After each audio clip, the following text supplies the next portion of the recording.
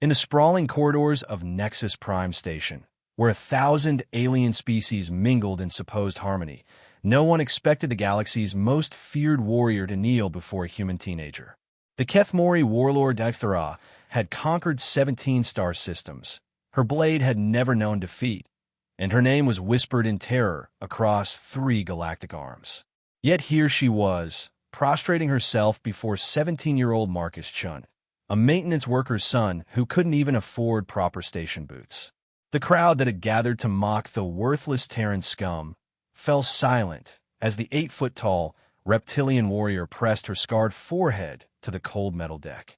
Her voice, which had commanded fleets and broken the will of empires, cracked with emotion as she spoke words that would reshape the galaxy forever.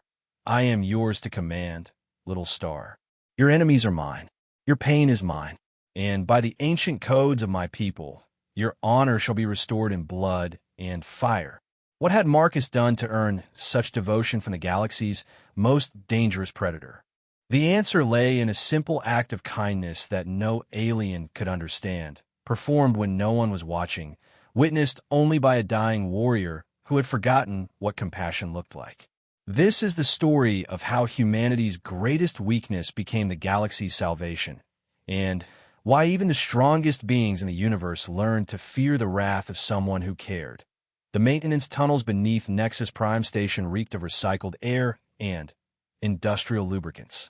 Marcus Chun crawled through the narrow passage, his worn coveralls catching on exposed conduits as he made his way toward the malfunctioning atmosphere processor in Section C7.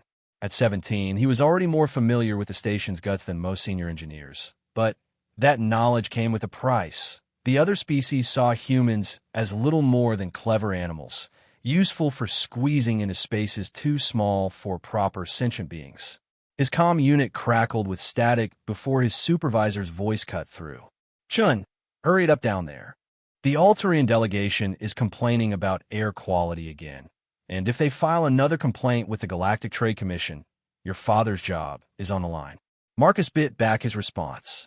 Supervisor Kreef was a Balian, one of the more reasonable species that worked with humans, but even he treated Marcus like a particularly useful piece of equipment rather than a person. The Altarians, blue-skinned humanoids with an inflated sense of their own importance, had been making life difficult for the human workers ever since they'd arrived 3 weeks ago. They complained about everything: the temperature, the lighting, the food, and especially the presence of humans in civilized areas of the station. Almost there, sir, Marcus replied, pushing through a particularly tight junction. His hands found the faulty atmospheric unit, and he began running diagnostics with practiced efficiency. The problem was simple enough: a clogged filter and a burnout relay, but it would take time to fix properly. As he worked, Marcus could hear voices echoing through the ventilation system from the corridor above. The Altarian ambassador, Veltar, was holding court again, his voice dripping with the condescension that had become so familiar over the past weeks. I simply don't understand why the station administrators allow these creatures to handle critical systems, Veltar was saying. Humans are barely evolved beyond their primitive origins. They lack the intellectual capacity for proper engineering. It's only a matter of time before their incompetence causes a catastrophic failure. Marcus's jaw tightened as he heard the murmurs of agreement from the ambassador's entourage. It wasn't the first time he'd overheard such conversations, and it wouldn't be the last. The Altarians weren't unique in their prejudice. They were just more vocal about it than most species. Perhaps, came another voice, this one belonging to a Zelkan trader Marcus recognized. But they're useful for the tasks that require flexibility. Like vermin, they can access areas where more civilized beings cannot go. The laughter that followed made Marcus's blood boil, but he forced himself to focus on his work. His family needed this job. His father, who had served as a combat engineer in the Human Defense Force before the Terran Accords relegated Earth to junior partner status in galactic affairs, now spent his days maintaining sewage systems for alien dignitaries. His mother worked double shifts in the station's xenobiology labs, cataloging samples for researchers who wouldn't even acknowledge her existence. They endured the humiliation because they had no choice. Humans were tolerated in the galactic community, but barely. They were seen as useful servants, nothing more. The great irony was that humanity's eagerness to please and adapt, traits that had helped them survive and thrive on Earth, were viewed as evidence of their inferiority by species that valued aggression and dominance above all else. Marcus finished the repair and began making his way back through the tunnels.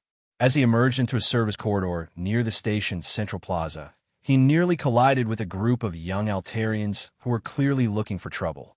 They were led by Veltar's son, Kexare, a spoiled brat who had inherited all of his father's arrogance, but none of his political sense. Well, Kexare said, his translator converting his words into accented standard. Look what crawled out of the walls. One of the monkey boys. Marcus tried to step around them, but they moved to block his path. Excuse me, he said politely. I need to get back to work. Work? Kexare laughed, a sound like breaking glass. You call scurrying around in the dark work? My pet Grethka does more meaningful labor than you do. The other young Altarians snickered at the comparison. Grethkas were small, rat-like creatures that the Altarians kept as a combination of pest control and amusement. It was a deliberate insult, comparing Marcus to vermin. At least my work keeps the air you breathe clean, Marcus replied, unable to keep the edge out of his voice. Kexare's expression darkened. Did you speak back to me? Did this primitive creature just show disrespect to its betters? Before Marcus could react, Kexare shoved him hard against the wall. Marcus's toolkit scattered across the floor, specialized instruments that his father had saved for months to buy bouncing and skittering across the metal decking. Some of the more delicate calibration tools sparked and went dark as they hit the hard surfaces. Oops, Kexare said with mock concern. How clumsy of me. I suppose the monkey boy will have to crawl around and pick up its toys now. Marcus looked at the scattered tools, some worth more than his family earned in a month, and felt something break inside him. But he couldn't fight back. Any altercation with an Altarian would result in him being thrown off the station, and his family would lose their income. So he knelt and began collecting the damaged instruments, his face burning with shame as the Altarians laughed. That's right, Kexare said. Know your place, creature. You exist to serve your betters, nothing more. As Marcus gathered the last of his tools, he noticed something else on the floor, a small datapad that didn't belong to him. It must have been dropped by someone passing by during the confrontation. The device was expensive, probably worth more than Marcus's family earned in several months.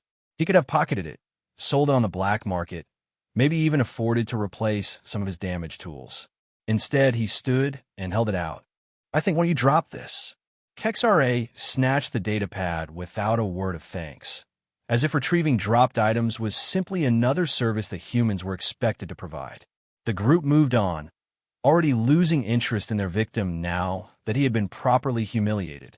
Marcus stood alone in the corridor, surrounded by the debris of his broken tools, and wondered how much longer he could endure this existence.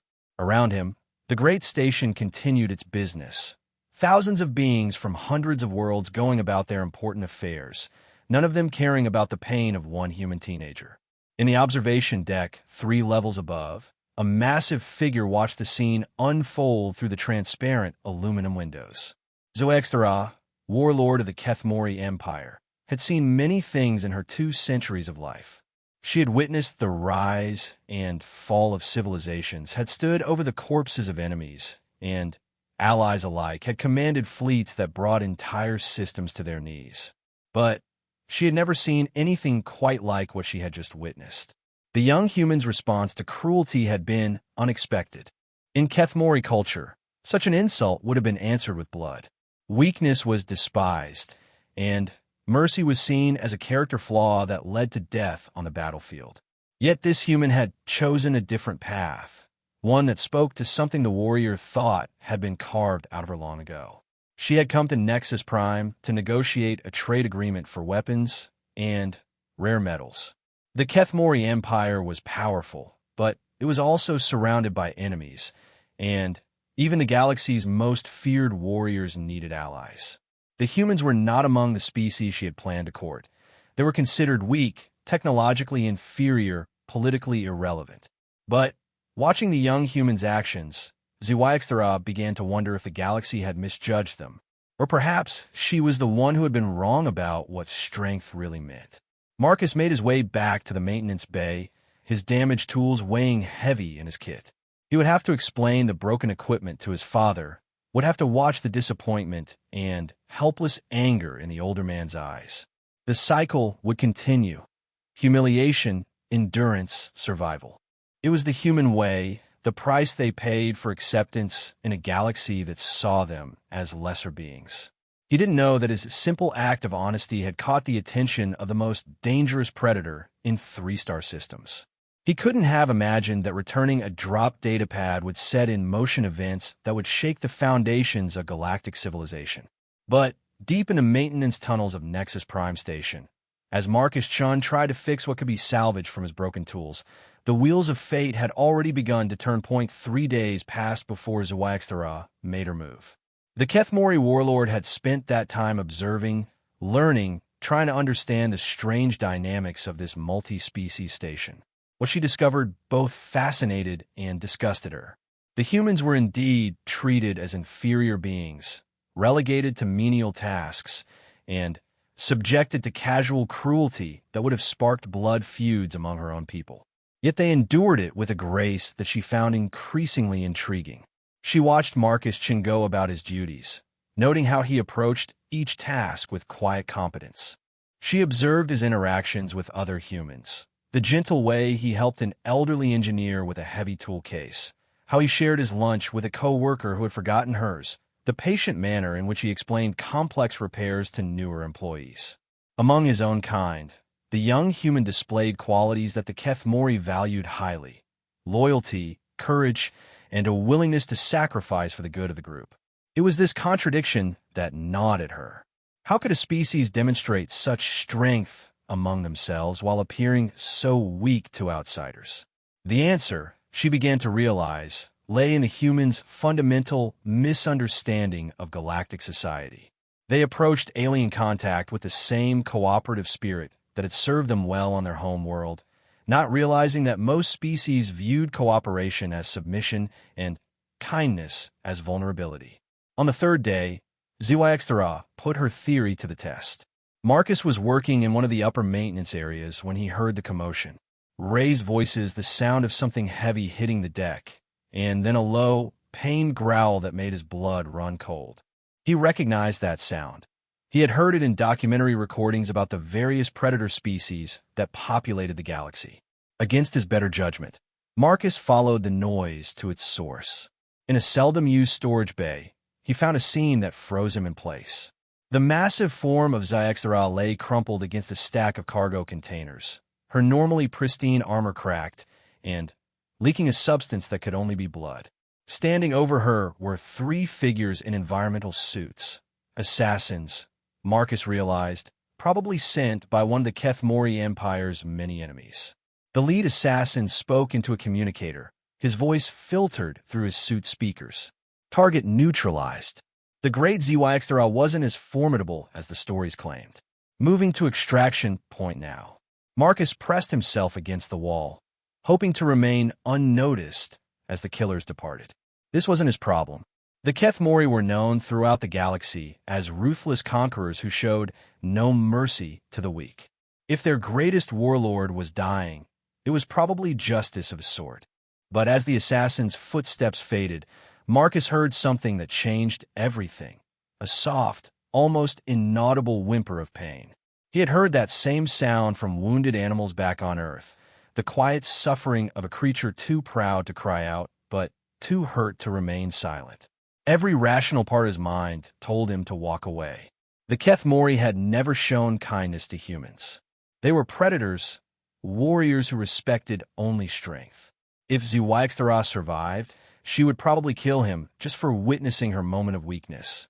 Instead, Marcus found himself kneeling beside the fallen warrior, his hands already reaching for the emergency medical supplies in his toolkit. HFY's eyes snapped open as he approached, and for a moment Marcus thought he was about to die. The warlord's gaze held all the cold fury of a supernova, promising death to anyone who dared approach while she was vulnerable. But then she saw his hands, saw the medical supplies, and something shifted in those predatory eyes. "Stay back," she growled, her voice weak but still carrying the authority of command. "I need no assistance from lesser beings." Marcus ignored the insult, focusing on the wound in her side where the assassin's weapons had found gaps in her armor. "You're bleeding out," he said matter-of-factly. "In about 10 minutes, you'll lose consciousness. In 20, you'll be dead. Now do you want to survive this, or do you want to die because you're too proud to accept help?" The directness of his words seemed to surprise her. Most beings approached the Kethmori with either fear or formal deference. Marcus spoke to her as if she were simply another injured person who needed medical attention. "Why?" she asked, studying his face for signs of deception or hidden agenda. "Your species gains nothing from my survival. The Kethmori have never been allies to Earth." Marcus was already working as he answered, applying pressure to the wound and activating a coagulation field from his emergency kit. "Because you're hurt, and I can help. That's enough." It was such a simple answer, delivered with such matter-of-fact conviction, that Zhuangzi found herself momentarily speechless. In her culture, every action had political implications, every kindness hid an agenda. The concept of helping someone simply because they needed help was alien to her experience. "The poison," she whispered, feeling the edges of her vision starting to blur. "Their weapons were coated with something. I can feel it spreading." Marcus nodded grimly. He had noticed the discoloration around the wound edges, the way her breathing had become labored. "I can slow the spread, but you need proper medical attention. The station's medical bay has universal antitoxin protocols." "No," Zhuangzi said sharply. "If word spreads that I was injured, weakened, my enemies will see it as an opportunity. My own warriors might challenge my leadership. Then what do you suggest? Because you're dying, and I don't have the equipment here to save you." For a long moment, the warlord said nothing, her mind racing through possibilities. Finally, she reached a decision that would have seemed impossible just an hour earlier. "There's a medical suite in my ship," she said. "Private secure. But I cannot make it there alone." Marcus understood immediately. "You need me to help you get there without anyone seeing that you're injured." "It would require trust," Zhuangzi said, the words seeming foreign in her mouth. "You would need to enter my ship, access my personal quarters. In my culture, such access is granted only to family or the most trusted advisors." "I'm not asking for cultural significance," Marcus replied, adjusting the medical field around her wound. "I'm just trying to keep you alive."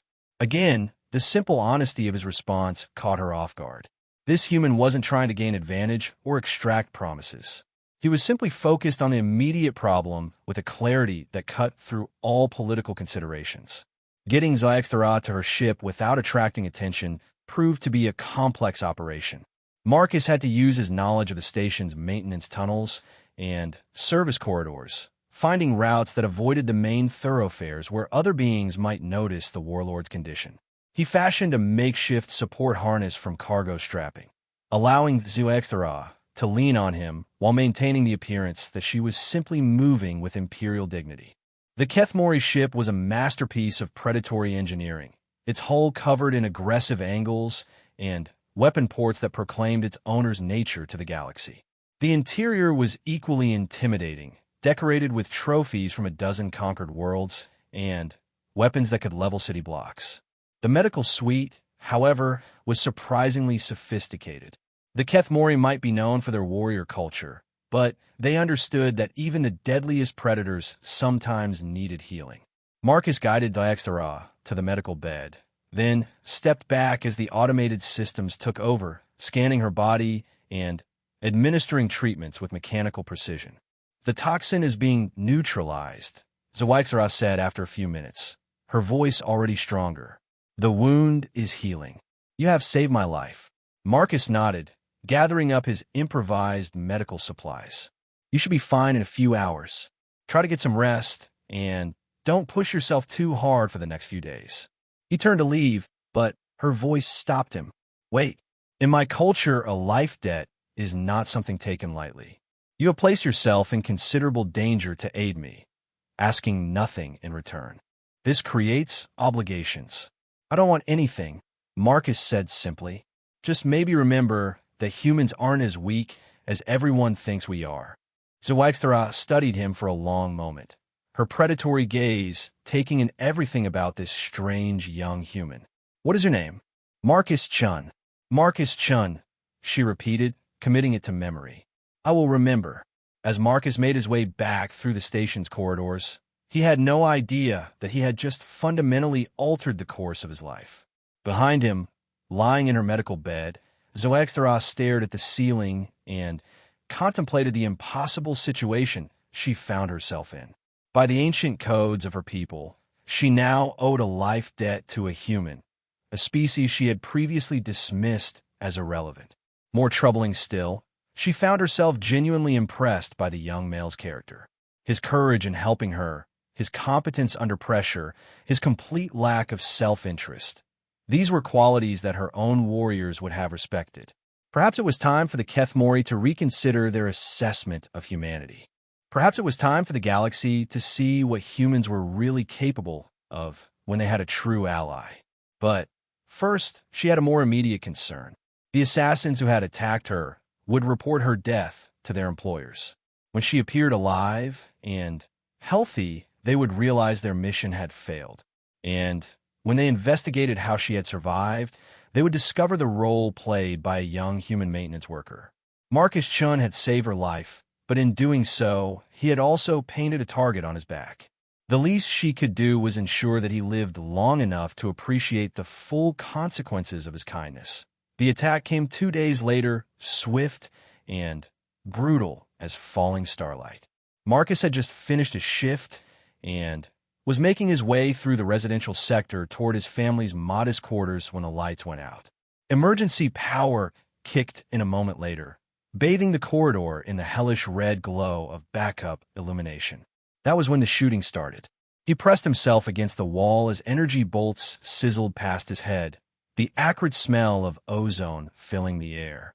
Through the chaos, he could hear the distinctive whine of Zoraki disruptors, weapons favored by professional assassins because they left very little forensic evidence. Someone had sent killers after him, and they weren't interested in making it look like an accident. Marcus ran, using his knowledge of the station's layout to stay ahead of his pursuers. But he quickly realized that these weren't random thugs or opportunistic criminals. They moved with military precision, cutting off escape routes and herding him toward a predetermined location. Worse still, he could hear the sounds of similar conflicts echoing through the residential sector. They weren't just after him. They were attacking human civilians throughout the station. The realization hit him like a physical blow. This was retaliation for helping Zoaxthara. Someone had discovered his role in the warlord's survival, and they were making sure that no human would ever dare interfere in galactic politics again. The message was clear: stay in your place, or everyone you care about will suffer. Marcus found temporary shelter in a maintenance alcove, his mind racing as he tried to figure out what to do. His emergency communicator was dead, jammed, or destroyed, and station security seemed to be conspicuously absent from his sector. He was on his own, with no weapons and no military training, facing professional killers who outgunned him by orders of magnitude. That was when he heard his mother scream. The sound cut through him like a blade, erasing all rational thought. Marcus burst from his hiding place and sprinted toward the source of the sound, no longer caring about the danger to himself. He found the assassins outside his family's quarters, using plasma cutters to breach the reinforced door while his parents cowered inside. "Stop!" Marcus shouted, knowing it was hopeless, but unable to remain silent while his family was threatened. The assassins turned toward him, their faces hidden behind tactical masks, but their body language conveying professional amusement. They had been herding him toward this exact spot, had counted on his predictable human emotional response to bring him to them. Marcus Chun, the lead assassin, said, his voice electronically distorted. "You should have minded your own business." The killer raised his weapon, finger tightening on the trigger. Marcus closed his eyes, thinking of his parents behind the door, hoping that his death would at least satisfy these murderers and spare his family. The expected energy bolt never came. Instead, Marcus heard a sound like tearing metal, followed by a wet, organic noise that made his stomach turn. When he opened his eyes, he saw the lead assassin's weapon lying on the floor in two pieces, still sparking from the blade that had cleaved it in half. The assassin himself was staring in shock at the massive reptilian figure that had appeared behind him with supernatural silence.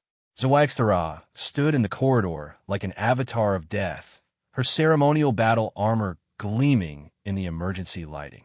In her hands was a weapon that looked like it had been forged from crystallized starfire, a Kethmori warblade that could cut through virtually any material in the known galaxy. Her presence radiated such menace that the temperature in the corridor seemed to drop by several degrees. "You dare," she said, her voice barely above a whisper, but carrying the weight of absolute authority, "to threaten those under my protection?" The remaining assassins responded with professional instincts, bringing their weapons to bear on this new threat. It was a mistake that cost them their lives. HFY moved like liquid lightning, her blade singing through the air in patterns too fast for the human eye to follow. The assassins were skilled killers, among the best money could buy, but they might as well have been children facing a force of nature. In less than 10 seconds, four professional murderers lay dead on the deck, their weapons scattered and useless. Marcus stared in shock, his mind struggling to process what he had just witnessed. He had seen violence in movies and documentaries, but this was something else entirely, a display of lethal artistry that spoke to millions of years of evolutionary refinement. This was what it meant to be an apex predator. "Are you harmed?" HFY asked, turning to Marcus with an expression of genuine concern that seemed almost alien on her predatory features. I'm okay," Marcus stammered. "But my parents are safe," the warlord assured him. "My warriors are securing the residential sector as we speak. The threat to your people is being eliminated." As if summoned by her words, other Kethmori soldiers began appearing in the corridor, their armor bearing the distinctive markings of HFY's personal guard. They moved with the same deadly grace as their commander, securing the area with military efficiency while treating the human civilians with unexpected respect. "I don't understand," Marcus said. "Why are you here? Why are you helping us?" HFY knelt beside him, bringing her massive frame down to his eye level. It was a gesture that would have been unthinkable under normal circumstances. A dominant predator making herself vulnerable to show respect to a much smaller being. "Because you showed me something I had forgotten," she said quietly. "You reminded me what true strength looks like. Not the strength to take life, but the strength to preserve it. Not the power to dominate others, but the courage to stand against domination." She gestured to the bodies of the assassins. "These creatures believed they could terrorize you into submission, could use fear to keep your people in their designated place. They were wrong. Under the ancient codes of my people, you and yours are now under the protection of the Kethmori Empire." Marcus felt the world shift around him as the implications of her words sank in. "But the other species, the Galactic Council, they'll never accept it. Humans aren't considered worthy of that kind of alliance." "Then perhaps," HFY said, rising to her full height, "it is time for the galaxy to reconsider what worthiness truly means." Over the next several hours, as Kethmori warriors swept through the station hunting down the remaining assassins, the full scope of the attack became clear. It had been coordinated across multiple levels, targeting not just Marcus, but dozens of human families. The message was unmistakable. Interfere with the affairs of your betters, and everyone you care about will pay the price. But the attackers had made a crucial miscalculation. They had assumed that killing a few humans would be beneath the notice of the galaxy's major powers, a minor incident that would be quickly forgotten. They had not anticipated that their actions would be viewed as an assault on the honor of the Kethmori Empire. In the station's central plaza, as security forces and medical teams worked to restore order, ZYXTHRA made a proclamation that would echo through the halls of power across 3 spiral arms.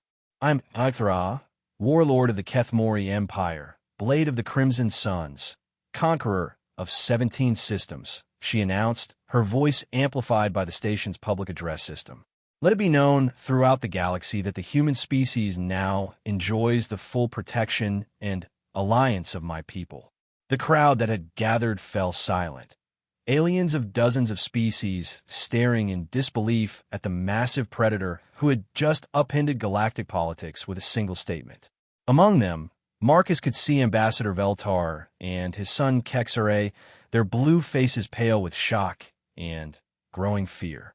Any being who threatens, harms, or disrespects our human allies will face the full wrath of the Kethmori war machine, ZYXTHRA continued. We have tested their courage and found it without measure. We have witnessed their compassion and found it without limit.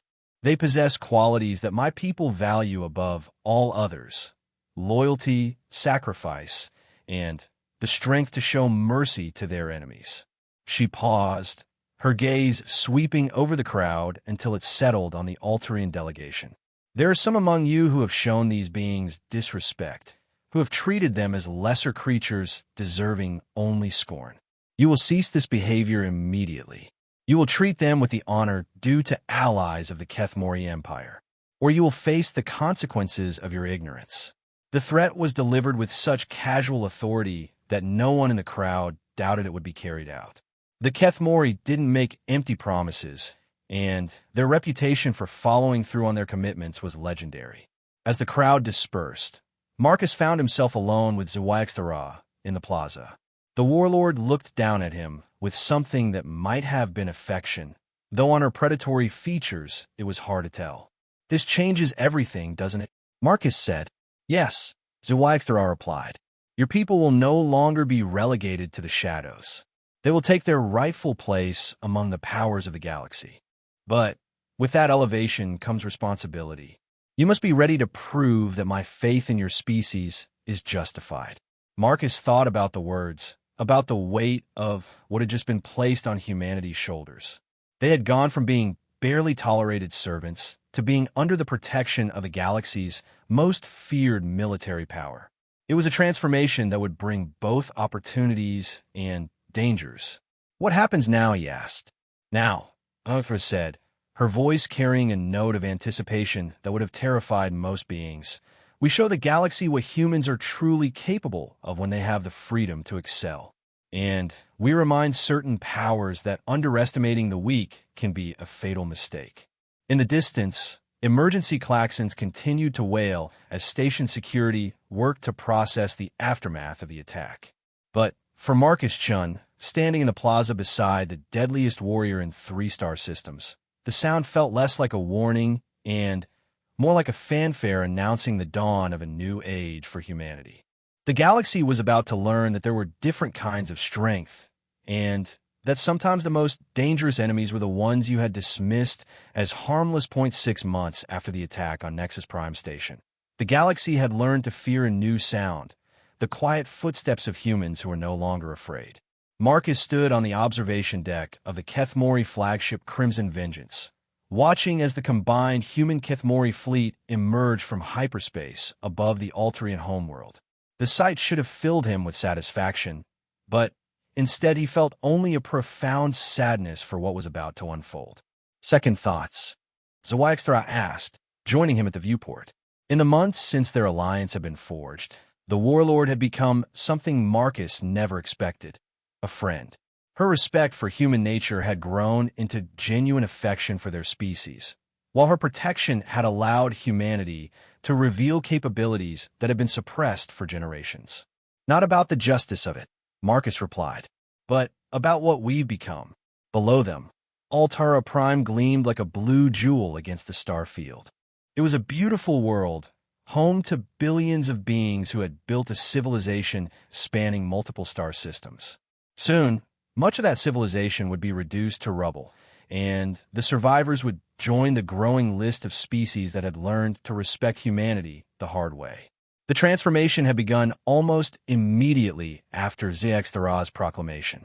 Human engineers, freed from the stigma of being considered intellectually inferior, had started displaying innovations that astounded the galactic scientific community.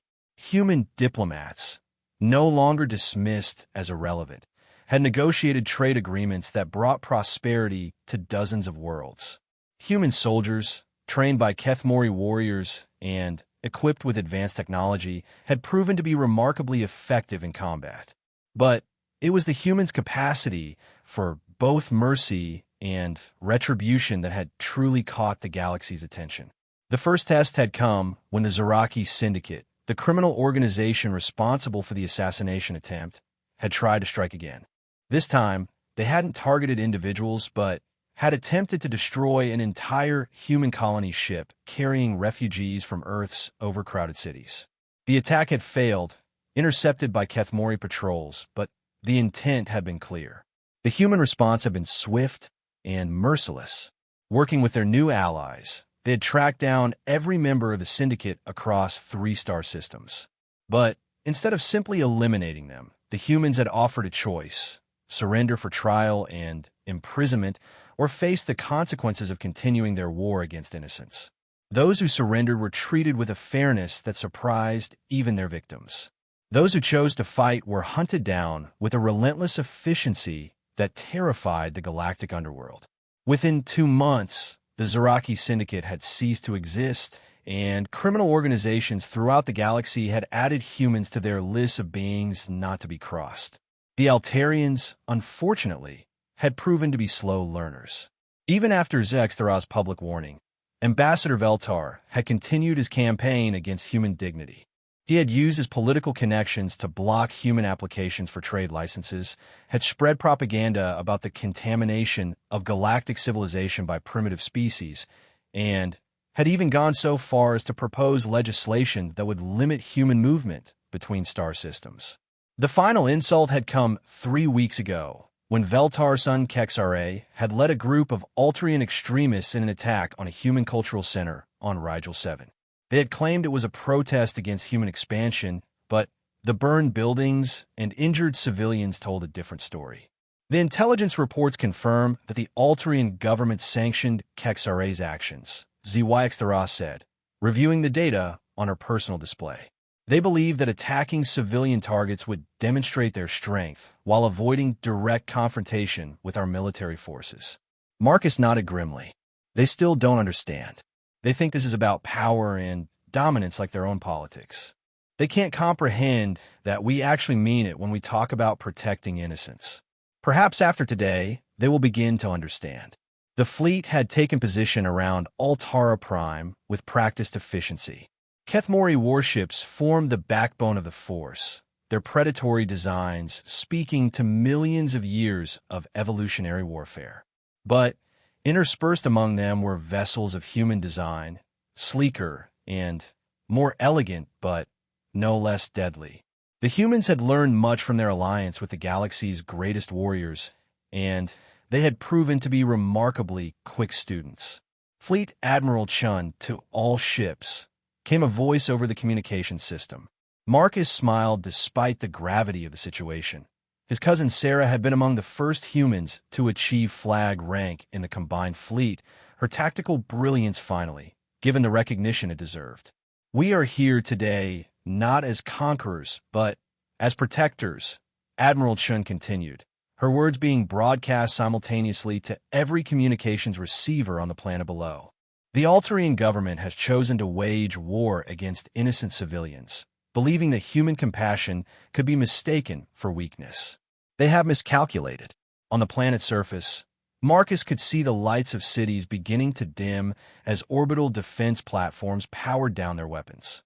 The Altarians were not fools.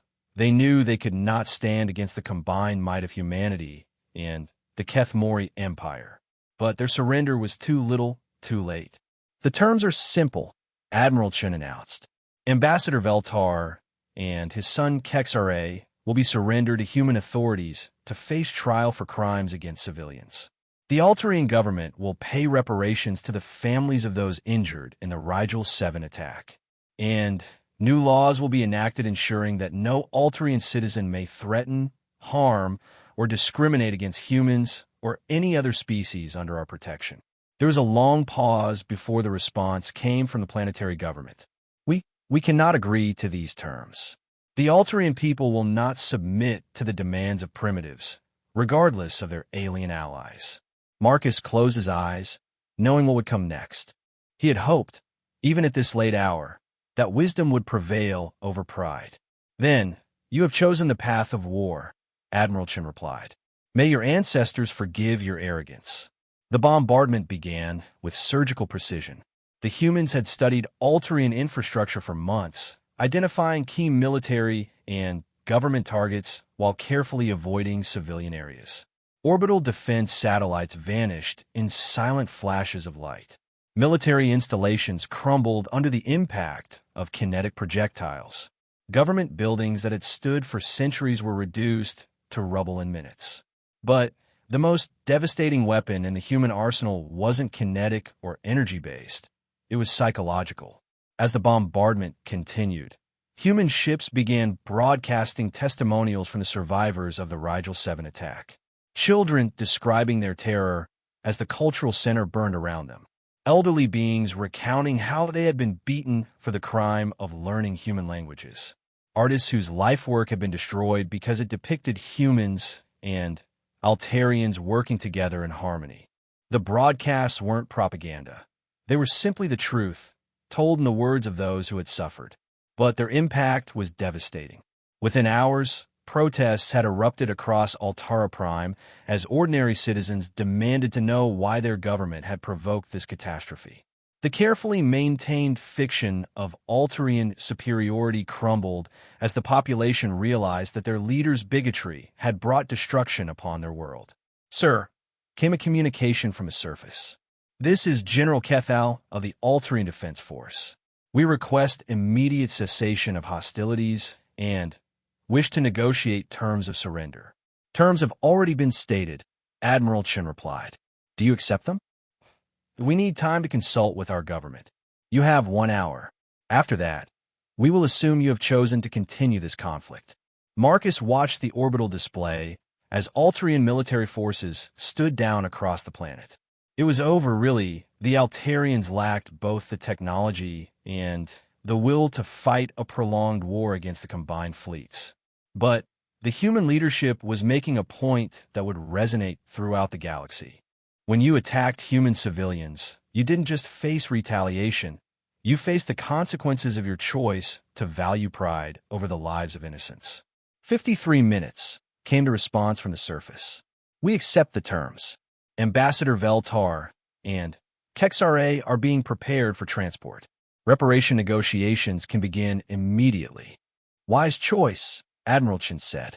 You will find that humans can be generous in victory to those who demonstrate wisdom. Medical supplies and reconstruction assistance will be provided to help repair the damage caused by this unnecessary conflict. As the fleet prepared to receive the Alterian prisoners, HFY turned to Marcus with an expression he had learned to recognize as satisfaction. Your species continues to surprise me, she said. You could have demanded unconditional surrender, could have occupied their world, and ruled them as subjects. Instead, you offer aid to help them rebuild. It is a kind of strength that few species possess. It's not strength, Marcus replied. It's just the right thing to do. The ordinary Alterian citizens didn't choose this war. Their leaders did. Why should they suffer for their government's mistakes? That sentiment, HFY said, is exactly why the Kethmori chose to ally with your people. You understand something that most species do not. That true power lies not in the ability to destroy your enemies, but in the wisdom to transform them into friends. As the Alterian prisoners were brought aboard the flagship, Marcus found himself face to face with Kexra for the first time since that humiliating encounter months ago. The young Alterian looked diminished somehow, his arrogance replaced by a haunted awareness of how badly he had miscalculated. You, Kexra said, recognizing Marcus despite the human's new military uniform and officer's insignia. This is because of you, because I called you a monkey boy. No, Marcus replied quietly. This is because you chose to hurt innocent people. What you call me was just words. What you did on Rigel 7 was violence against beings who had done nothing to deserve it. But you're just humans, Kexra protested, as if the fundamental nature of reality had shifted around him. You're supposed to be weak. You're supposed to know your place. We do know our place, Marcus said. Our place is standing between predators like you and the innocent beings you want to hurt. Our place is making sure that strength serves justice instead of serving itself. As Kexra was led away to the detention cells, Marcus reflected on how much had changed since that day in the maintenance tunnels. The galaxy had indeed learned to fear humanity, but it wasn't the kind of fear that the Kethmori inspired through displays of martial prowess. It was something more subtle and more profound, the fear of judgment, the terror of being held accountable for cruelty that had previously gone unpunished. Species that had built their civilizations on the subjugation of others were discovering that humans had long memories and an uncomfortable habit of asking difficult questions about justice. Pirates who had preyed on weaker beings found themselves facing not just human military forces, but human lawyers armed with detailed records of their crimes. Corrupt officials who had enriched themselves at the expense of their people learned that humans possessed a disturbing talent for forensic accounting and an unwillingness to accept that's just how things are done as an excuse for theft. The galaxy was becoming a more just place, but it was justice imposed by a species that most had dismissed as irrelevant. The irony was not lost on those who found themselves subject to human moral authority. You know, the Wythra said as they watched the fleet begin its journey back to human space, there are some who say that your people are becoming too powerful, too influential. They whisper that perhaps the Kethmori made a mistake in elevating humanity to its current status. Are you one of them? Marcus asked. I'm a warrior, she replied. I judge by results. Since our alliance began, piracy in 3-star systems has dropped by 90%. Slavery has been eliminated in regions where it had existed for millennia. Trade disputes that once led to wars are now resolved through negotiation and mediation. Your people have brought peace and prosperity to regions that knew only conflict and exploitation. She paused, her predatory gaze fixed on the stars ahead. If that is the result of human influence, then I can only conclude that the galaxy needed more of it, not less. As the combined fleet entered hyperspace, carrying news of humanity's latest victory back to Earth and the Kethmori homeworld, Marcus thought about the journey that had brought him to this point. It had begun with a simple act of kindness, performed without thought of reward or recognition. It had led to an alliance that had reshaped galactic civilization and given humanity a voice in the affairs of the universe. But perhaps most importantly, it had proven that there were different kinds of strength in the galaxy, and that sometimes the most powerful force of all was the courage to do what was right, regardless of the consequences. The young maintenance worker who had once been mocked as Monkey Boy was gone, replaced by a diplomatic officer whose word carried weight in the halls of power across a dozen star systems. But the values that had guided his actions in those maintenance tunnels remained unchanged. Compassion for the suffering, courage in the face of injustice, and an unwavering belief that every being deserved to be treated with dignity. The galaxy had shamed a young Terran, and in doing so, had awakened something that would transform the very nature of interstellar civilization. They had learned, perhaps too late, that underestimating humanity was a mistake that could reshape the balance of power among the stars. And in the depths of space, as the fleet carried its passengers toward home, Zoexthara smiled with the satisfaction of a predator who had chosen her allies well. The humans had proven themselves worthy of Kethmori respect, and together they would ensure that the strong would no longer prey upon the weak without consequences. The age of casual cruelty was ending. The age of humanity had begun.